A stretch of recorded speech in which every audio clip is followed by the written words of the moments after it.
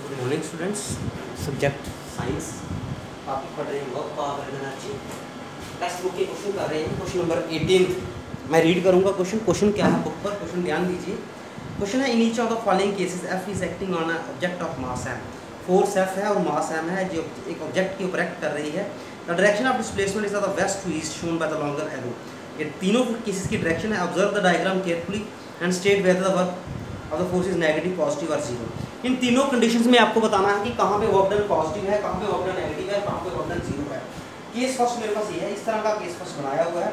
अब इसमें क्या कहता है, इन दिस केस, इस केस में क्या है, in this case we see that, इस केस में हम क्या देख रहे हैं, डायरेक्शन ऑफ फोर्स, जो फोर्स की डायरेक्शन है, डायरेक्शन ऑफ फोर्स एक्टिंग, ये जो फोर्स है, this direction of force acting, ये इसकी acting on the block is perpendicular. देखिए इन दोनों के बीच में एंगल 90 डिग्री बन रहा है ना, ये 90 डिग्री एंगल बन रहा है, यानी परपेंडिकुलर है। जब यहाँ पर 90 डिग्री होता है, आपको पता है वहां परपेंडिकुलर होता है। Is acting along, acting on the block is perpendicular to the direction of displacement. किसके साथ displacement? Perpendicular to the direction of displacement.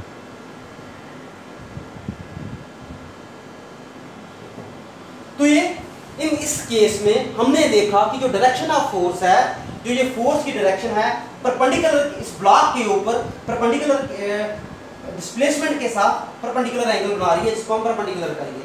And when the force is perpendicular, जब कभी, एंड व्हेन द फोर्स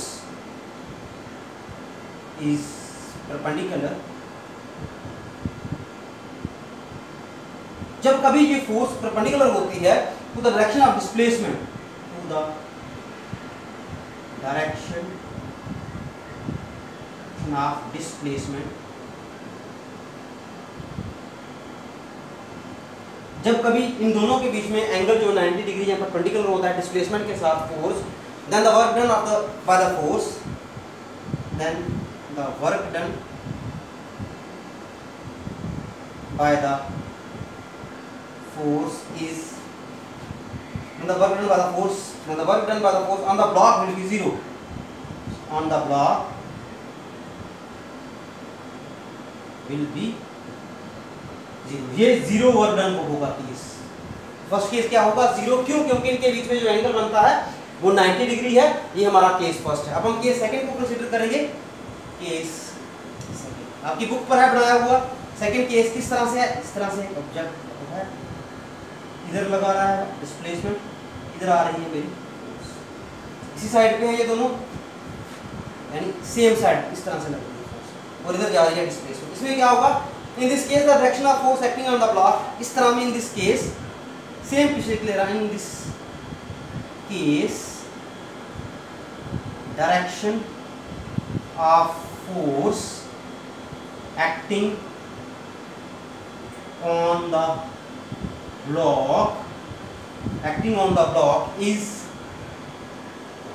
किस line में कर रहे हैं, and the direction of displacement, and the direction of the displacement, or and the direction of the displacement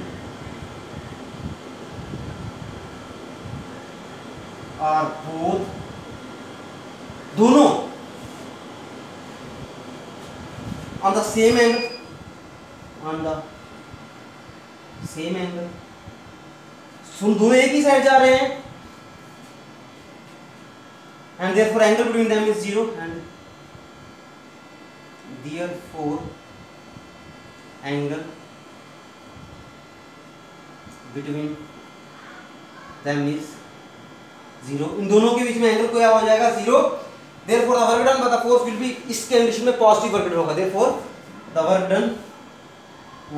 work done will be positive. इस condition में क्या होगा, पॉजिटिव वर्क डन। इस कंडीशन में पॉजिटिव वर्क डन होगा जब एक ही direction में वर्क अप्लाई, जिस डायरेक्शन में हमने फोर्स अप्लाई की उसी डायरेक्शन में डिस्प्लेसमेंट हो गई, उस कंडीशन में जो वर्क डन होता है वो पॉजिटिव होता है। अब इसी तरह से हमारे पास थर्ड केस है। अब थर्ड केस की डायग्राम बनाऊंगा मैं। ये केस फर्स्ट था, केस सेकंड था, अब मैं थर्ड केस की डायग्राम बनाने जा रहा हूं। केस, उसमें क्या होगा, सेम ऑब्जेक्ट होगा, डिस्प्लेसमेंट इस साइड होगी और फोर्स इस साइड होगी, बिल्कुल अपोजिट हो जाएंगे। इसमें लिखेंगे in this case we see the direction of force acting on the block is in this case direction of force acting on the block is opposite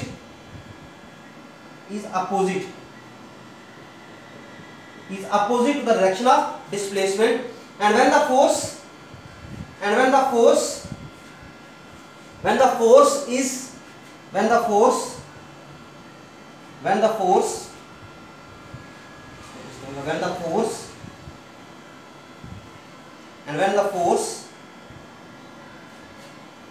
and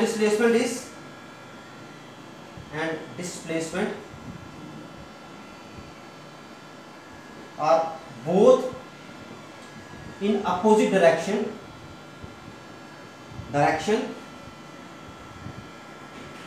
then angle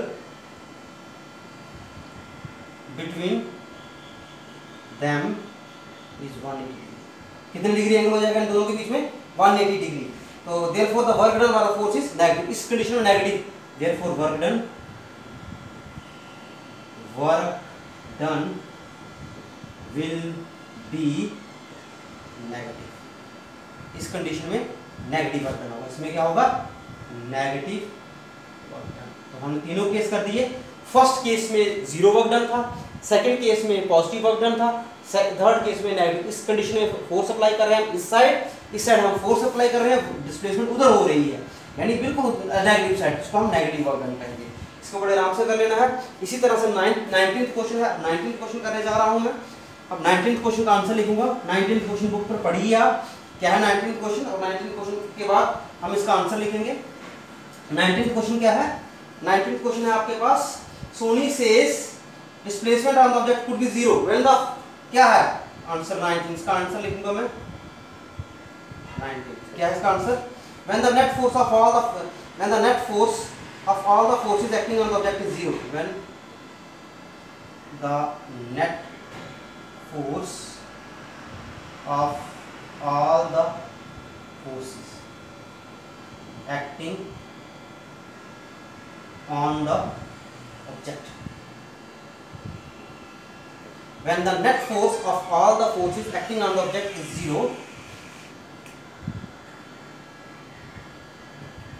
acting on the object is zero, the acceleration of the object can be zero.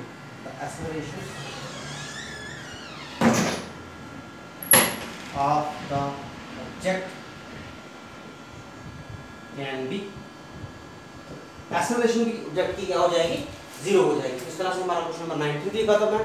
कल हम इसका question number 20 और 21 करेंगे। Thank you students.